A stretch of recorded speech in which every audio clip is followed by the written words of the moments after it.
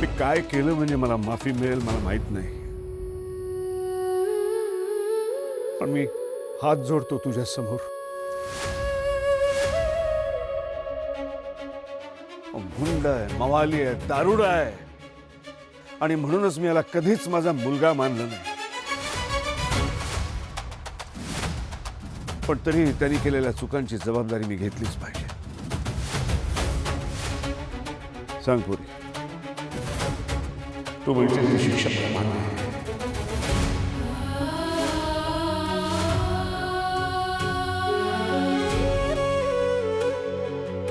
काका, तुम्ही नका माफी मागू. तुमची काहीही चूक नसताना या निर्लज्ज मुलासाठी तुम्ही किती वेळा हात जोडणार. खरं तर मी तुमची माफी मागायला हवी. मी रागाच्या भरात इथे निघून आले, ही खूप मोठी चूक केली मी. मला थोडी तरी कल्पना असते ना, इथे सुपारी फोडण्याचा कार्यक्रम सुरू आहे, मी नसते आले इथे. इतकी नीतिमत्ता तुमच्या मुलामध्ये नसली तरी माझ्यात आहे. माझ्या दादाची ही शिकवण आहे मला. काका, तुमच्यामधला एक जरी गुण तुमच्या मुलामध्ये असता ना, तर आज ही वेळ नसती आली. खरं तर ना, तुमच्या घरातली सगळीच माणसं बली आहेत, फक्त हा दांडगा मुलगा सोडून.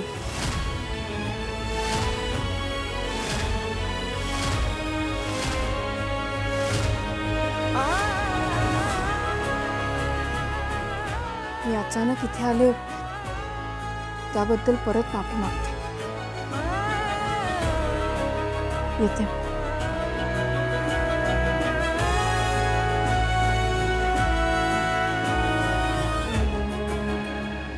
प्रीतीताई, उघड ना दरवाजा. प्रीती, अगं उघड ना दार. या प्रीतीच्या ना रागाची भीती वाटते मला. मनात आलं तर काय करेल याचा नेम नाही, आणि डोक्यात राग घालून भलता सलता केलं तर आयुष्याचं वाटोळं करून घेईल.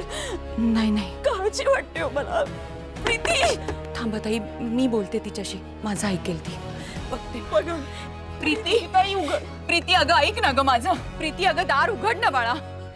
अगं अशी काय करतेस, आपण शांतपणे बोलूया राजा.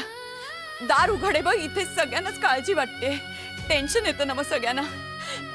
एकदा दार उघड, आपण शांतपणे बोलूया. प्रीती, आईचं ऐकणार नाहीयेस का तू? बापरे, नक्की काय विचार करते ही प्रीती? नाही म्हणजे या क्षणी एवढं मोठं स्थळ चालून आलं हिच्यासाठी. या मुलीचं मन ढळायला कितीसा वेळ लागणार आहे. मलाच काहीतरी केलं पाहिजे. ही तर माझ्या मुलाची होणारी बायको होती. माझा मुलगा हिच्या नाताला लागून मरून गेला. मग हिला सुद्धा आयुष्यात आनंद मिळवण्याचा काहीही अधिकार नाही. मला काहीतरी करायलाच हवं.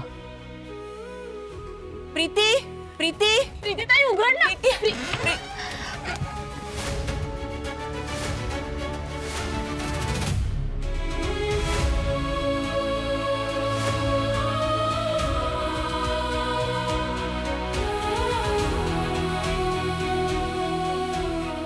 प्रीती, प्रीती बघा. मी बोलते तिच्याशी, समजवते तिला.